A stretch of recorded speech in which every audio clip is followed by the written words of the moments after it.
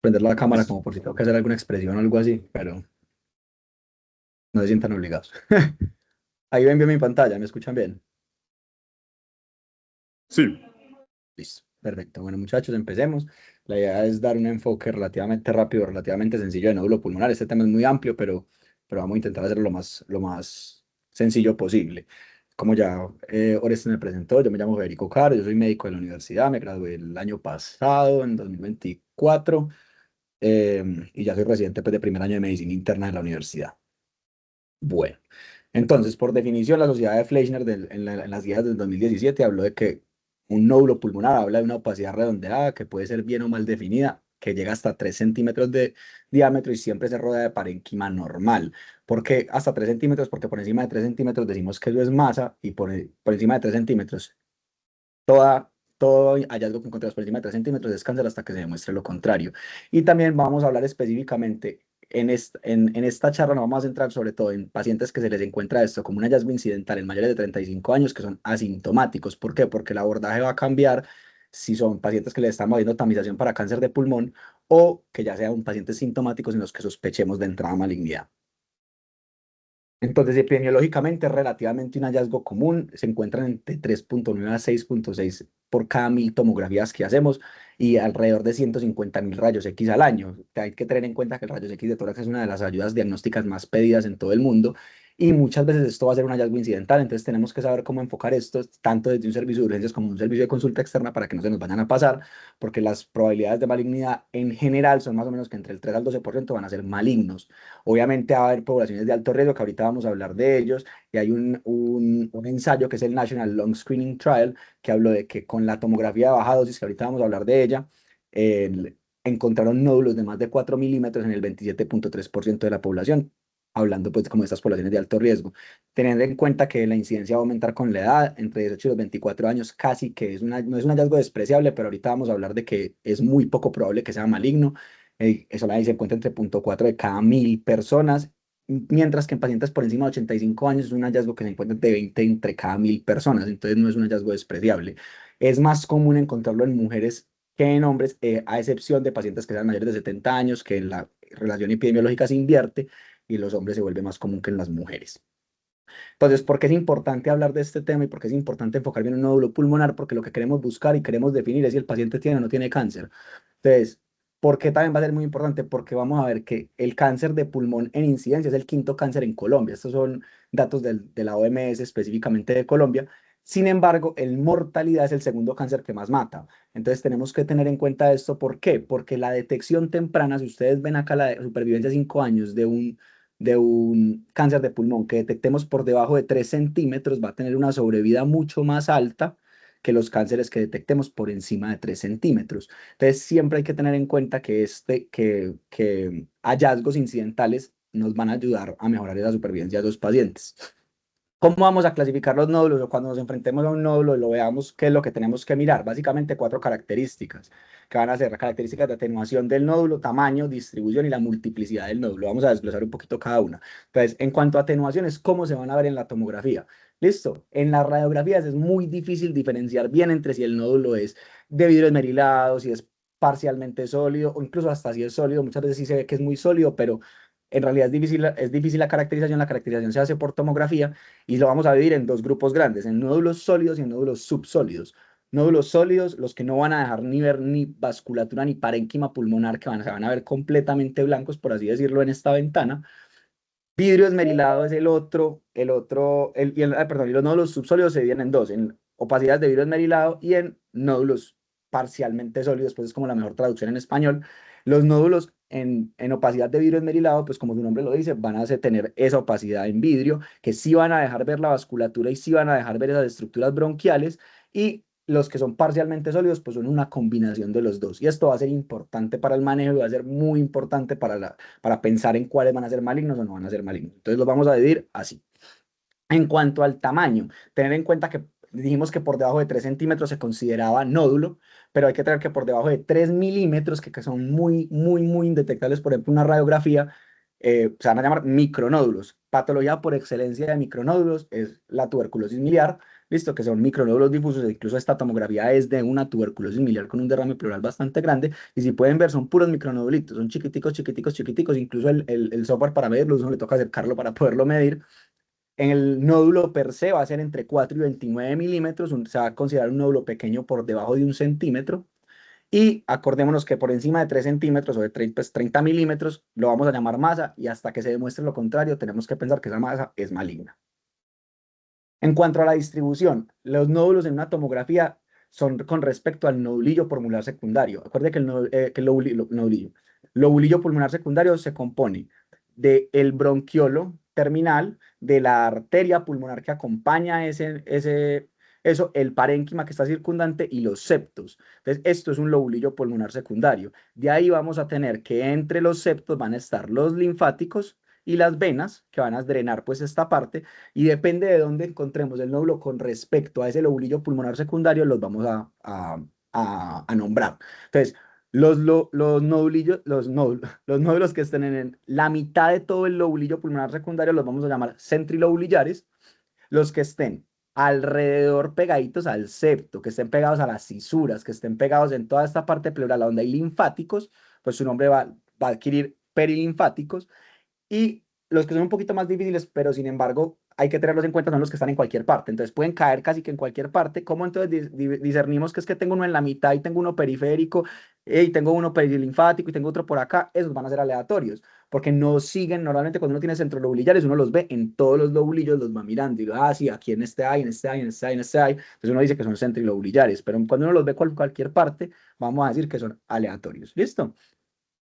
Entonces, aquí se ven más o menos cómo los vamos a buscar en la tomografía, como pueden ver los centrolobulillares. Entonces, están en toda estos son el lobulillo pulmonar secundario, si ustedes me creen, y cuando lo encontramos ahí en toda la mitad, vamos a decir, perdón, aquí, perdón, el lobulillo pulmonar secundario, y cuando lo encontramos en toda la mitad, lo vamos a decir que son centrilobulillares, que pueden ser uno, pueden ser varios, pero miren que siempre están en la mitad del lobulillo pulmonar secundario.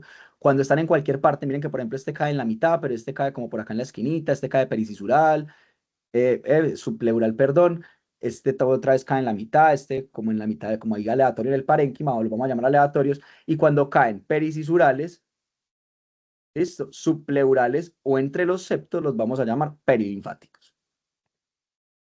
Bueno, en cuanto a multiplicidad, la multiplicidad va a ser muy importante porque uno tiene en la cabeza que muchas veces más es más maligno, y en el nódulo pulmonar secundario pasa lo contrario.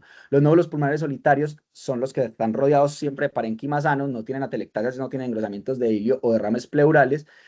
Hay un ensayo que se llama el Nelson Trial, que encontraron que el 50% de estos nódulos, después de los nódulos que se encontraban, iban a ser solitarios, y la malignidad de estos van entre 2 al 23%. ¿Por qué digo que estos son más malignos? Porque los múltiples normalmente se van a asociar más a procesos inflamatorios infecciosos y no tanto neoplásicos. ¿Puede pasar? Sí, claro, puede pasar, como todo en medicina, pero es más común que un nódulo solitario sea maligno que un nódulo múltiple.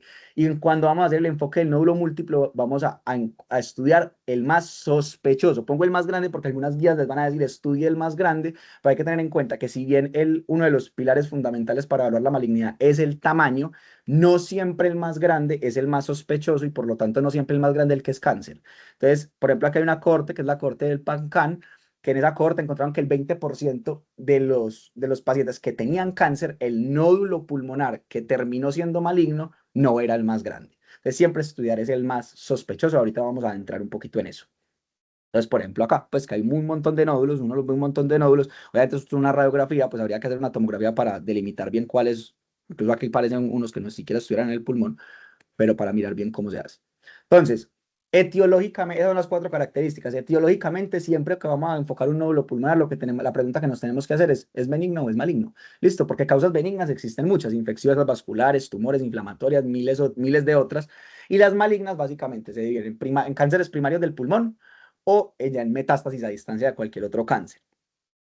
Entonces, ¿por qué es importante hacernos esta pregunta? Porque no todo paciente que tenga un nódulo tiene que ir a biopsia. Recuerde que llevar a biopsia a un paciente es llevarlo a un procedimiento que muchas veces va a ser por toracoscopia o invasivo. Entonces, no es ideal llevar un paciente el cual nosotros pensamos que tiene un nódulo benigno a una biopsia, simplemente porque sí. Entonces, es tratar como de la estrategia como a Lara de hacer lo menor, o sea, no lo menor posible, pero tratar de invadir al paciente lo menos posible en caso no pues, de ser necesario pues, el procedimiento. Y la idea también es, si tenemos un nódulo que tiene características malignas, la idea es cogerlo rápido, porque ya les mostré que mientras más rápido cojamos ese nódulo, mientras más pequeño esté ese nódulo, mayor sobrevida va a tener si ese nódulo termina siendo maligno. Entonces, ¿cómo vamos a hacer? Básicamente, tres cosas. Las características que van a ser clínicas y radiológicas, que ya vamos a hablar de ellas, que se basan en las cuatro características que vimos ahorita, en escalas de probabilidad que la principal va a ser el juicio clínico. Eso suena muy charro porque eso no tiene una escala, pero a final de cuentas, en este contexto de estos pacientes, siempre el juicio clínico es el primero que tiene que primar, valga la redundancia. O ya tenemos modelos de predicción o modelos de riesgo que vamos a hablar, que el modelo de Euro que es el más utilizado. Sin embargo, ahorita lo vamos como a desglosar un poquito. Eso es una calculadora, no es como que algo que uno tenga que saber de memoria. Y ya obviamente hay que centrarnos en una partecita pequeña del manejo, en si vamos a hacer vigilancia, cómo vamos a vigilar a esos pacientes, cada cuánto les vamos a hacer una tomografía, o a quiénes vamos a llevar a biopsia, a quiénes vamos a llevar a excisión abierta. Entonces, importante, en primer lugar, características. Clínicamente, entonces, siempre tener en cuenta la edad. Ya vimos que la incidencia de que un nódulo pulmonar sea maligno es mucho mayor a medida que aumenta la edad. El tabaquismo, tener en cuenta que es el principal factor de riesgo, es dosis dependiente. Ya les voy a mostrar incluso un estudio con una cohorte grande de pacientes. Exposiciones ocupacionales, pacientes que trabajen en minas, pacientes que estén expuestos a pesticidas, que es que mi mamá tuvo cáncer de pulmón, mi papá tuvo cáncer de pulmón, yo ya tuve un cáncer de pulmón, listo. En las infecciones verdaderamente no es que haya una infección que se asocia a cáncer, pero sin embargo sí hay que tener en cuenta que si es un paciente que tiene tuberculosis y está con un nódulo, pues primero pensar en que probablemente va a ser el, el, la tuberculosis la causa de esos nódulos, sobre todo si son múltiples. Eh, o el histoplasma, o etcétera, si el paciente tiene VIH, pues eso ya entra en otro mundo. Eh, Tener en cuenta pacientes con EPOC, que obviamente los pacientes con EPOC tienen mayor riesgo de desarrollar cáncer de pulmón, sobre todo porque es muy asociado pues como a la parte del tabaquismo. Y en cuanto a los síntomas, el síntoma con mayor probabilidad de tener, pues de asociarse a cáncer de pulmón es la hemoptisis, que aumenta el riesgo. Si un paciente tiene hemoptisis, tiene 5.08 veces el riesgo de tener de otro paciente que no tenga esa hemoptisis. ¿Listo? Entonces, esto es lo que yo les decía, esto es un estudio de 8.057 pacientes en los cuales le hicieron una tomografía de baja dosis, en los cuales 2.040 encontraron que tenían nódulos, el 23% eran múltiples. Sin embargo, si ustedes se ponen a mirar el HR, que es el hazard ratio para tener o no tener cáncer de pulmón, miren que el HR es estadísticamente significativo por encima de los 50 años. Sin embargo, si miran por encima de los 70 años, el HR aumenta casi que al doble. Entonces, es algo a tener en cuenta que a medida que aumenta la edad, pues mayor riesgo vamos a tener. También que pacientes que tengan bronquitis crónica, si se dan cuenta, la tuberculosis en realidad no aumenta el riesgo de tener, pues en esta cohorte no aumentó el riesgo de tener cáncer de pulmón. Tampoco fibrosis pulmonar, que ya hayan tenido historia familiar, que se hayan exposición ocupacional a polvo, a pesticida. Y este es supremamente importante. Si ustedes se ponen a mirar, en en los, en la exposición pues a tabaquismo, si fuma menos de 10 cigarrillos, menos de 10 paquetes año, miren que incluso hasta 20 paquetes año, la asociación no es estadísticamente significativa. Por eso es que hablamos de que un fumador pesado es por encima de un IPA de 20, porque por encima de 20 ya tenemos un riesgo aumentado de tener un cáncer de pulmón, sobre todo si tenemos un nódulo pulmonar, y vean que sobre todo por encima de 40 paquetes año, que eso suena como mucho, pero verdaderamente vemos pacientes todos los días que se fuman 50 cigarrillos al día o 60 cigarrillos al día, eh, es importante. Entonces, ¿cuál va a ser la imagen ideal? Claramente no va a ser la radiografía de tórax, que ustedes pueden ver la sensibilidad es apenas del 73%. Siempre evaluar proyecciones PA y laterales. ¿Por qué? Porque si ustedes me creen, en esa radiografía hay un nódulo. Yo sé que tiene una flecha y que yo sé que está acá, pero si uno mira esa radiografía a simple vista y uno va de afán en urgencias, créanme que uno nunca en la vida va a poder ver ese nódulo. Hasta que uno llega y mira la proyección lateral. En la proyección lateral, el nódulo sí está muy claro. ¿Sí o qué? Entonces, hay muchas estructuras sobrepuestas, solamente va a ser ideal bueno, ideal, pero por lo menos nódulos por debajo de 5 milímetros va a ser muy difícil verlos en radiografía. Entonces, si la vemos, bien, es un hallazgo incidental y a final de cuentas los vamos a caracterizar con una tomografía, pero tener en cuenta que no es pues la imagen que vamos a utilizar. ¿Cuál va a ser la imagen ideal? Esta. ¿Listo? Entonces, la imagen ideal es una tomografía a baja dosis a baja dosis de radiación, no a baja dosis de contraste, lo que quiere decir que la tomografía ideal para evaluar un nódulo pulmonar es no contrastada. Listo, que eso es un error como muy común, que pensamos que todo nódulo se estudia con tomografía contrastada. No, listo. En realidad, la imagen ideal es una tomografía que no tiene contraste. Solo vamos a utilizar contraste en quiénes, en pacientes que sospechemos una malformación arteriovenosa o un infarto, que ya vamos a hablar, que también son causas de que veamos nódulos pulmonares. Es una tomografía que tiene secciones muy delgadas, por debajo de 1,5 milímetros, lo que hace que disminuya la variabilidad en tamaño entre los nódulos, y también es muy bueno para evaluar la presencia de calcio y de grasa, que vamos a ver que dentro del nódulo es importante saber qué densidad vemos adentro del nódulo. Tiene una sensibilidad del 94% cuando se aplica a la población que tenemos que aplicarla, y siempre, por el amor a Jesús, esto es supremamente importante, evalúen en imágenes previas, no solamente vean una tomografía así solita, sino que si ya tiene una radiografía, pues abra la radiografía y mire si usted le ve algo comparándolo con lo que ve en la tomografía, y si tiene otra tomografía, pues mucho mejor. ¿Por qué? Porque vamos a hablar de que el crecimiento de los nódulos, el cambio de las características de los nódulos, nos va a hablar de una mayor posibilidad de malignidad. No sé si alguien se quiere animar en describir ese nódulo. Si no, pues yo lo describo como para yo no hablarle una hora entera.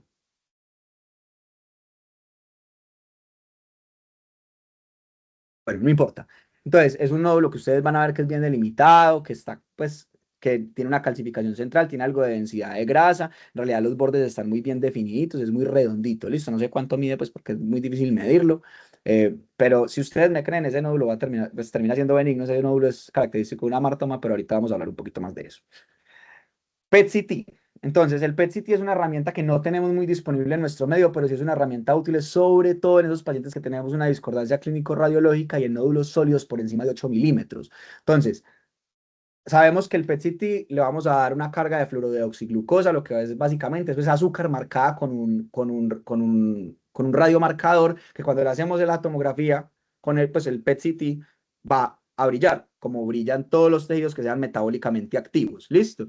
Entonces, si ustedes se ponen a pensar, listo, ¿el cáncer es metabólicamente activo? Sí, pero las infecciones también, las lesiones inflamatorias también. Entonces, tener mucho cuidado a quién le vamos a pedir un PET-CT, porque un falso positivo muy grande, si uno le pide un PET-CT, una tuberculosis, yo les aseguro que ese nódulo que es tuberculosis va a marcar positivo en el PET-CT. No quiere decir que tenga cáncer, quiere decir que mandamos mal el estudio. ¿Listo? Falsos negativos, tener en cuenta cuando hay una adenocarcinoma in situ, sobre todo, el PET-CT va a ser negativo y no quiere decir que nos descarte ese adenocarcinoma. Entonces, nódulos sólidos por encima de 8 milímetros, que nos quede la duda, que el PET-CT nos pueda ayudar, que haya una discordancia como clínico-radiológica, que nosotros digamos, ve, yo creo que de pronto sí tiene cáncer y ya le descarté las infecciones. Entonces, ese paciente es el ideal para pedirle un PET-CT.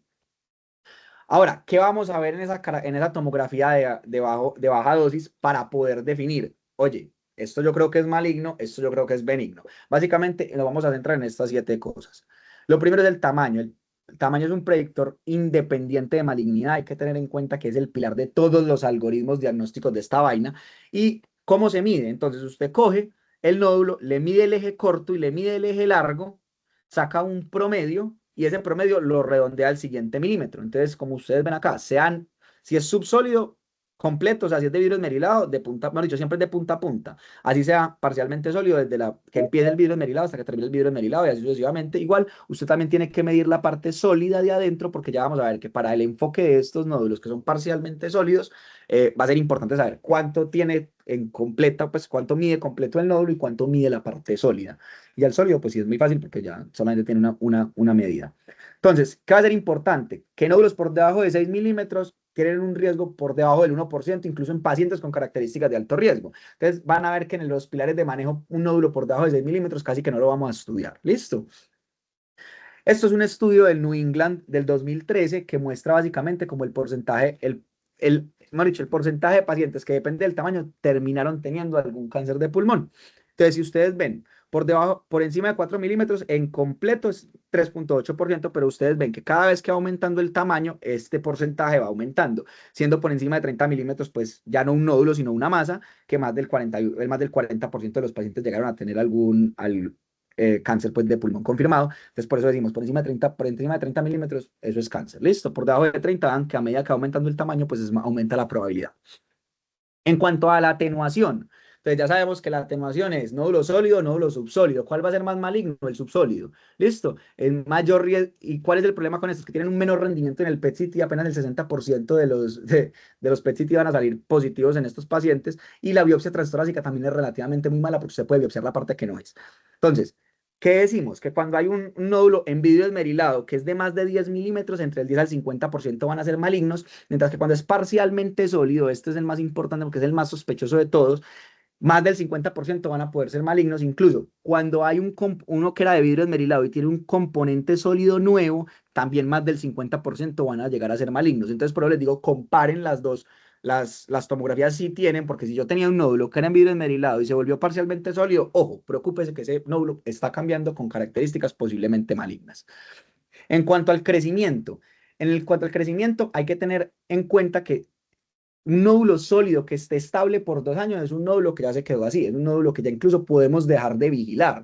O sea, nódulos subsólidos por 2 años que estén estables, gol, ya no va a crecer más. Subsólidos, vean que van hasta 5 años. ¿Eso a qué se debe? A una cosa que se llama el tiempo de duplicación volumétrica, que es aumentar el 26% del diámetro del nódulo. Obviamente eso lo mide casi que un software, usted lo puede medir, puede hacer el cálculo, pero en realidad pues eso te lo va a decir la comparación de los estudios, pero el tiempo de duplicación volumétrica de un nódulo sólido es entre 100 y 400 días y un nódulo subsólido es entre 3 a 5 años. Por eso es que lo seguimos esos tiempos. Ahora, ¿cómo defino crecimiento? Si yo veo que un nódulo sólido me está creciendo más de 2 milímetros de diámetro, o sea, como regla quédense con el 2, crece más de 2 milímetros, ese nódulo está creciendo. ¿Listo? Cuando es sólido. Y cuando es subsólido también, sin embargo, ¿se acuerdan lo que les decían aquí? Que es, cuando yo tengo un nódulo que está en vidrio esmerilado y crece la parte parcial, pues crece la parte sólida, tenemos que pensar que ese nódulo está creciendo. ¿Listo? En cuanto a las calcificaciones hay de todo tipo, de toda clase, de todos los colores y sabores. ¿Listo? Es importante que ustedes sepan que las calcificaciones más feas, o sea, las difusas, que aquí le dicen en vidrio esmerilado, pero en realidad son como muy difusas, que tienen en muchas partes, pero en realidad no siguen como ningún patrón. Y cuando son calcificaciones excéntricas, ¿listo? Esas calcificaciones van a ser malignas. El resto son benignas, o sea, una calcificación difusa completa, no difusa como en punticos, sino difusa completa, o sea, todo está calcificado, eso es benigno. Tiene calcificaciones centrales, eso es benigno. Tiene calcificaciones en crispeta, que eso es muy sugestivo de amartoma, es benigno, y cuando son concéntricas, o sea, hacia alrededor de todo el nódulo, son benignas. ¿Listo? O sea, eso no es 100% fidedigno, ni se vayan a confiar de que ahí solamente tiene la calcificación ahí, tiene una calcificación concéntrica, entonces definitivamente no es maligno. No, esto tema es de literalmente llenarse de razones para pensar que algo es benigno o algo es maligno.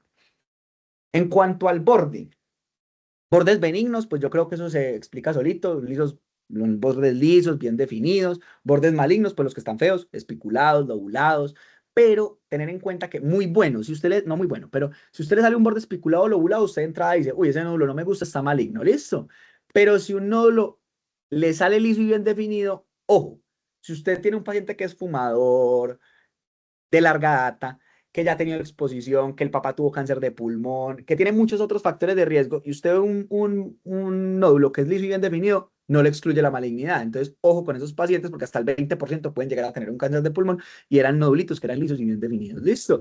O los especulados, los únicos pues, diagnósticos diferenciales sí hay bastante, sobre todo en infecciones, por ejemplo, en Kaposi, que da como en llamas, pero, pero pues hay que tener en cuenta que siempre que encontremos esos nódulos, de entrada tenemos que pensar en malignidad en este tipo de pacientes.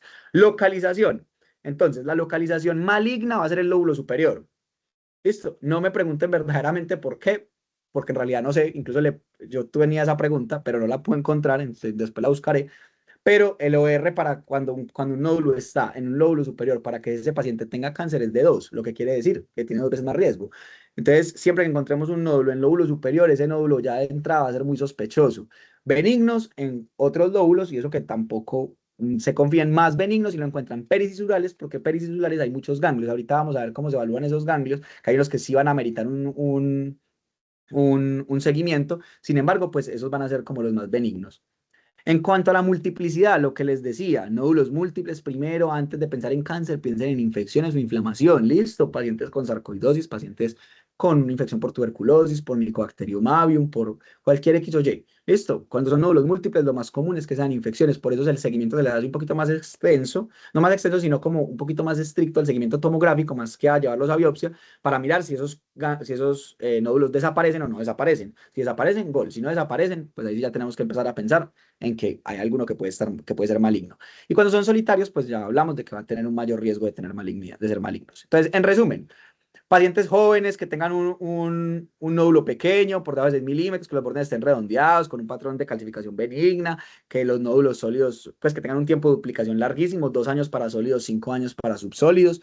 que tengan muchos nódulos o que tengan perifisurales, benignos. El resto, malignos, listo. No, pues es el contrario, malignos, listo. Ahí les dejo pues como ese resumencito.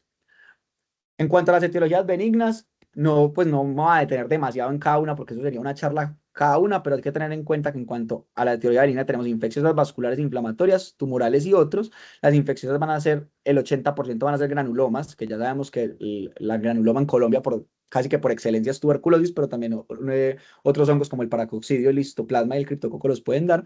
Y ya otro 20% no van a ser granulomas, sino que van a ser lesiones como adenocardia, aspergillus o abscesos pulmonares. En las vasculares, los más comunes van a ser hematomas, malformaciones arteriovenosas, infartos pulmonares. En las inflamatorias ya sabemos que tenemos sarcoidosis, AR, granulomatosis con poliangeitis, granulomatosis eosinofílica con poliangeitis. En los tumores el más común va a ser el amartoma, que es decir, vamos a tener un poquito ahorita a hablar de él, y en otros como atelectasis, ganglios perifisurales, bronquiolitis, impactación mucoide, listo. En cuanto a las infecciones, sabemos que por definición, pues por excelencia, pues ya les dije, el 80% son granulomas y la principal causa va a ser por Mycobacterium tuberculosis. Listo, y generalmente van a ser nódulos bien delimitados o que van a estar totalmente calcificados o calcificación central. No es el caso acá, aquí tiene una calcificación por acá, pero si me creen en esta, sí tiene una calcificación que aquí está completamente calcificado y acá tiene una calcificación concéntrica. Listo, cuando lo miramos en una ventana más ósea, tiene una calcificación concéntrica. Listo, esto va a ser muy sugestivo de un granuloma, no tanto de una etiología maligna. Aquí vemos otro con una calcificación central, también este está en lóbulos pulmonar pues en lóbulos superiores. Hay que acordarnos que la tuberculosis también tiene afinidad por las relaciones BQ a los lóbulos superiores. En cuanto al histoplasma, normalmente vemos así nódulos con nódulos satélites, vemos un nódulo dominante que normalmente es sólido y vemos nódulos satélites que si me creen son todos estos.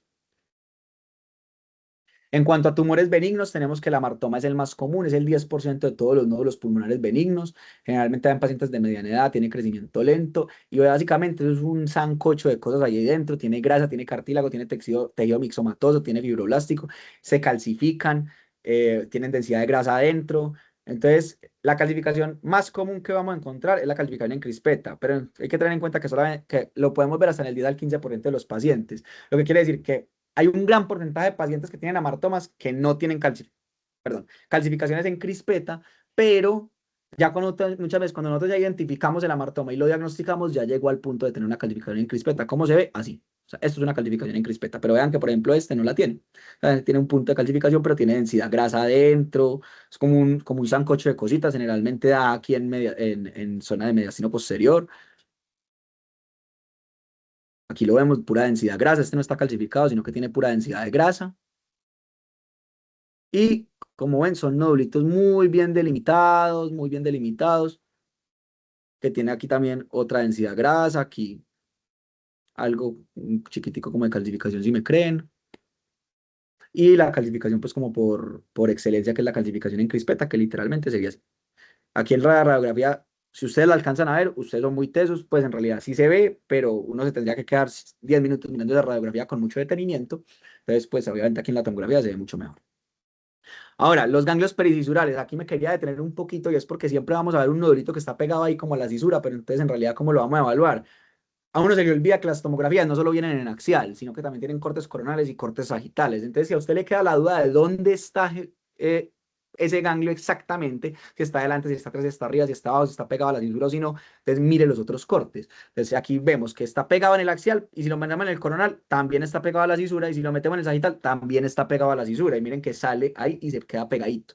Y es muy bien delimitadito. Eso es un ganglio pericisural, no tenemos por qué preocuparnos. ¿Listo? Ahora, ¿cuáles nos vamos a preocupar?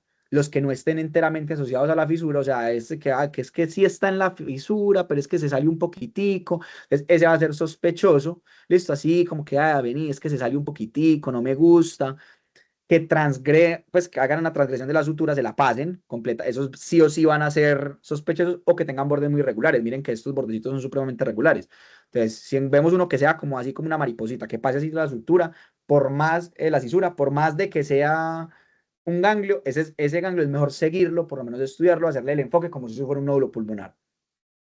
Listo. Cuanto a las malformaciones arteriovenosas pulmonares, esta acuérdense que sí requiere contraste para poderla evaluar. ¿Por qué? Porque tenemos que ver que haya una arteria que lo nutra y una vena que lo drene. Listo. Y se ve así. Entonces aquí está el nódulo, vemos la arteria que lo nutre y la vena que lo drena. Cuanto a las etiologías malignas, hay que tener en cuenta que 75% van a ser carcinomas broncogénicos, el principal pues va a ser el adenocarcinoma, pero también otros tipos de tumores pulmonares como el escamocelular, el de células pequeñas van a estar pues como ahí también asociados, y otros tumores que también tienen primarios pulmonares, pero que no son netamente un carcinoma broncogénico como un linfoma, los sarcomas, los tumores carcinoides o los plasmocitomas. Vean que, por ejemplo, el plasmocitoma, si ustedes lo miran, ese nódulo está muy bien definido. Está muy grande, pero está muy bien definido. Entonces, no siempre que hay, aquí también el carcinoide está muy bien definido. Entonces, no, que es que está muy bien definido, entonces ese nódulo debe ser benigno. No, listo, llénense de razones.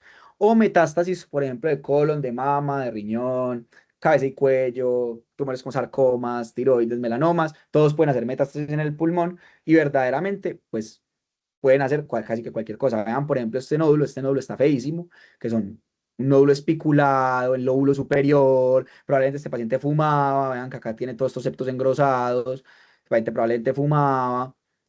Entonces, este paciente de entrada, usted ve este nódulo y usted dice, eso es cáncer. Listo, hasta que yo demuestre lo contrario, eso es cáncer. Listo, pero si ustedes creen, todos estos nódulos en realidad son malignos, incluso pues este pegote sí está muy feo, pero todo esto en realidad es maligno. Entonces, no es solamente quedarnos con una característica, sino como llenarnos de razones. ¿Cómo vamos a estratificar el riesgo en esos pacientes? Ya sabemos que el juicio clínico, como les estaba explicando toda la charla, tiene que ser transversal y fundamental, pero vamos a utilizar unos modelos predictivos que nos van a dividir pacientes entre baja, mediana, pues baja, intermedia y alta probabilidad. Baja por debajo del 5%, probabilidad intermedia del 5 al 65 y por encima del 65% van a ser alta probabilidad. Y hay una clasificación que habla que por encima del 70% van a ser de muy alto riesgo de malignidad. ¿Listo? ¿Qué modelos vamos a utilizar? Existen muchos, el de la Mayo, el de Herder, el de los veteranos, el Brock y el de Cleveland. El mejor es el Brock. Listo, vean que el área bajo de la curva del Brock es de punto 94, mayor o igual a punto 94, lo que quiere decir que es el que mejor vamos a utilizar. Listo. Vean que las variables que tiene en cuenta el modelo de Brock son el sexo, el antecedente familiar, si tiene enfisemas, cuántos tiene, dónde está, qué tipo de nódulo es, qué tan grande es. Entonces son características que ustedes ya, como les estoy mostrando, ya les mostré, pues como ya hablamos, ya las mostré, listo. Entonces, siempre el juicio clínico va por encima. Si usted está seguro que eso es cáncer, pues por más de que el modelo predictivo le diga, no, yo no creo que sea cáncer, no tiene riesgo bajo, pero a usted le parece que ese paciente es de riesgo alto, siempre confían en el juicio clínico. Por eso es importante saber estas cosas, listo. Entonces, el American College of Chest Physicians divide esto así en bajo riesgo, riesgo intermedio y alto riesgo, pero la sociedad de Fleischner en realidad define que lo dicotomiza y lo pone más fácil. Vea, bajo riesgo es por debajo del 5%, alto riesgo por encima del 5%. Pacientes de bajo riesgo, jóvenes, que no fumen, que no tengan antecedente pues, de cáncer, que sean nódulos pequeños con bordes regulares y que no estén en lóbulos superiores. Lo contrario es de alto riesgo. Y si tiene una mezcla de los dos, entonces usted entra como en el riesgo intermedio. Por eso es que a Fleischner no le gustó tanto. La sociedad de Fleischner más bien dijo, no, ¿sabe qué? Si no cumple todas estas características, ya entra de alto riesgo. Y ya mire a ver usted cómo estratifica ese paciente. Ahora, el manejo. El manejo se va a basar en estas tres cosas. En la atenuación y el tamaño. Por eso les decía, es muy importante yo definir bien cómo se ve ese nódulo y cuánto mide. La probabilidad del riesgo de malignidad que lo vamos a ver por juicio clínico y por los modelos de predicción y por el número, si son unos o si son muchos. Entonces, en cuanto a los nódulos sólidos, un nódulo sólido que sea por debajo de 8 milímetros, vamos a tener dos opciones. Que sea por debajo de 6 milímetros, ya hablamos de que en realidad no requieren seguimiento. Hablamos de que menos del 1% van a ser malignos y solamente en pacientes de muy alto riesgo pueden llegar al 1%. Entonces, si a usted le parece que está en el lóbulo superior, tiene una morfología muy sospechosa, a ese paciente hágale una tomografía en 12 meses.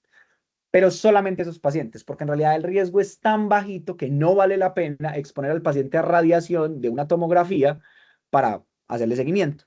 Si es entre 6 a 8 milímetros, entonces usted ya dice, está un poquito más grande, ya tiene un poquito más de riesgo de malignidad, hagámosle una tomografía de 6 meses a un año. ¿Listo?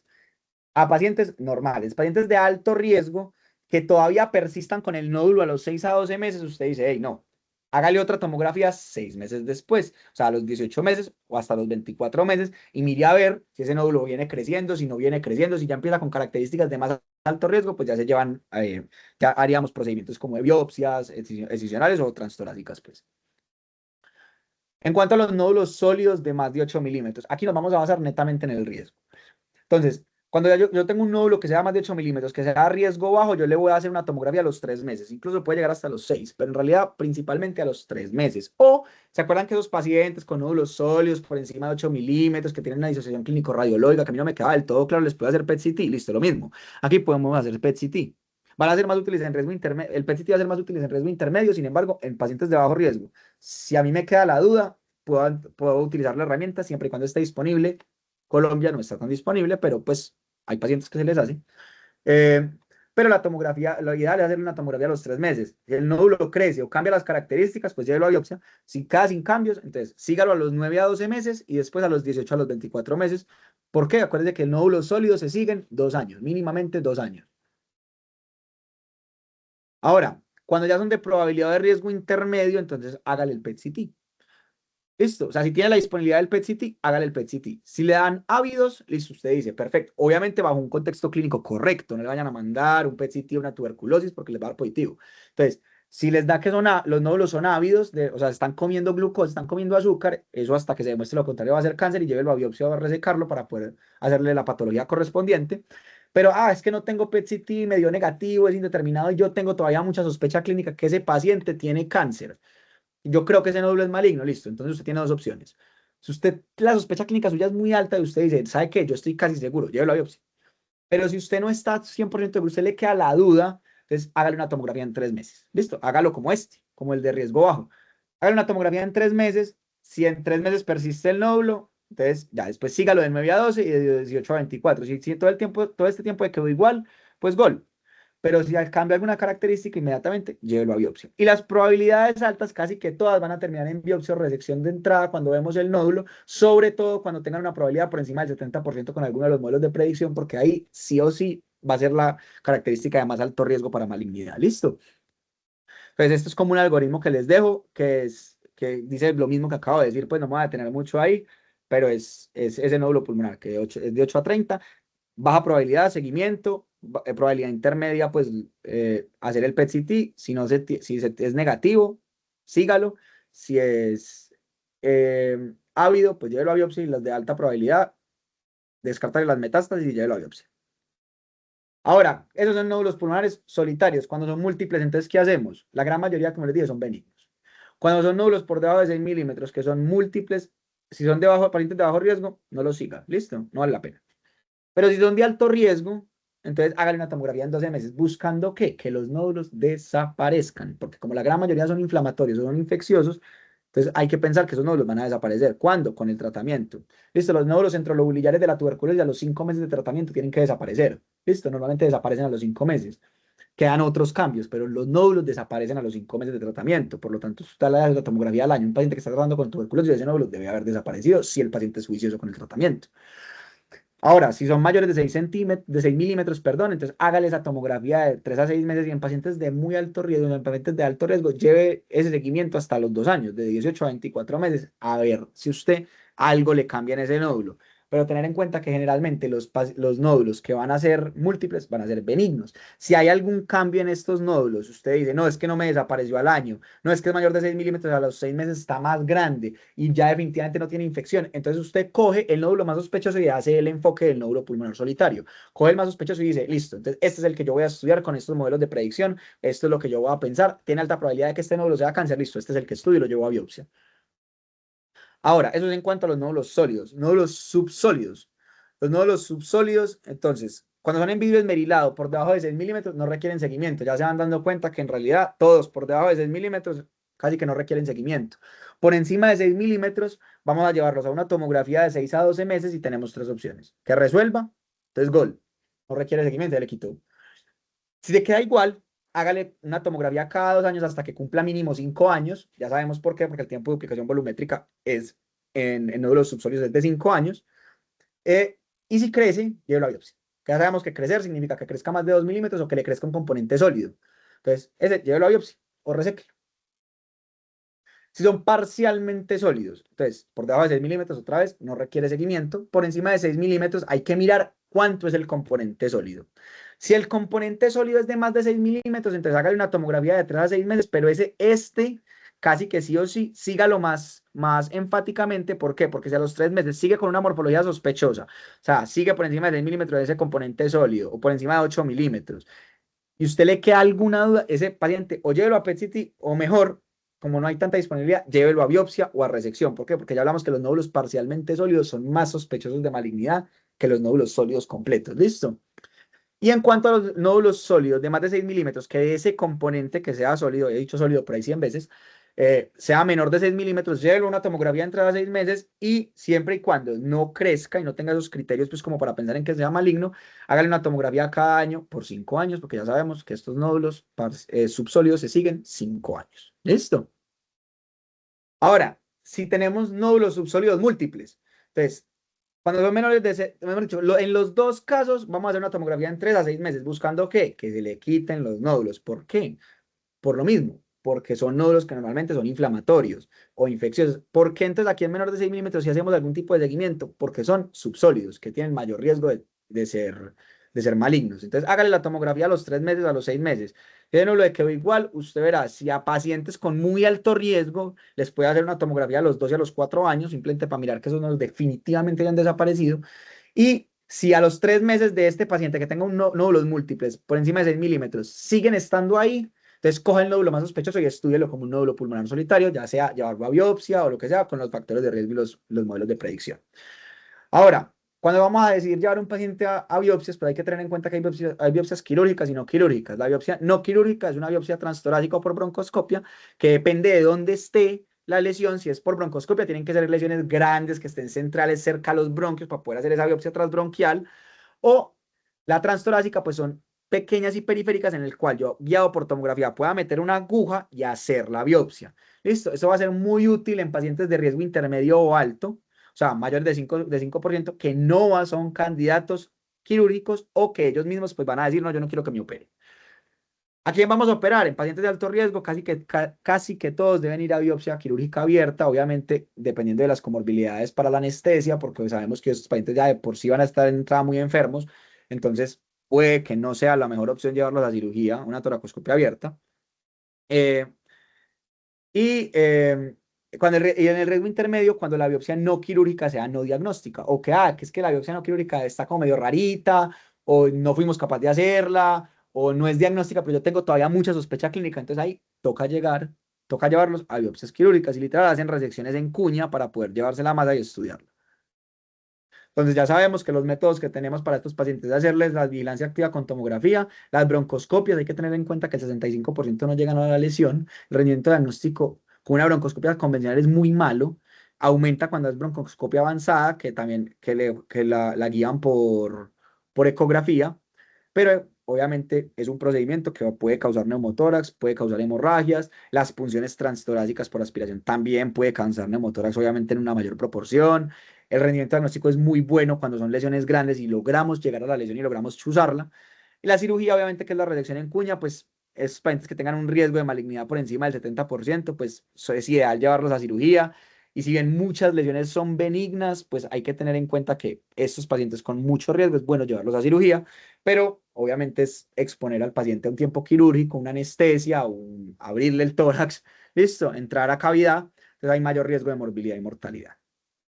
Conclusiones grandes, yo creo que quiero que ustedes se lleven es que la mayoría de nódulos pulmonares solitarios, pues, o incluso múltiples, nódulos pulmonares incidentales son benignos, ¿listo? Sin embargo, no se nos puede olvidar los que son malignos. Entonces, que la tomografía de bajo contraste de tórax es la imagen de elección para evaluarlos, que es no contrastada, que tenemos que tener en cuenta siempre esa clasificación clínica, esas clasificaciones imaginológicas de cómo se ve el nódulo y nuestro juicio clínico va a ser la principal herramienta que tenemos. Si bien existen esos modelos de predicción, nunca se les olvide que ustedes son médicos y que ustedes tienen la capacidad de decir, a mí no me gusta este paciente. Y si a ustedes no les gusta, entonces siempre pequen a favor del paciente y piensen que ese nódulo va a ser maligno. ¿Listo? Muchas gracias. No sé si tienen alguna pregunta, duda, comentario, queja.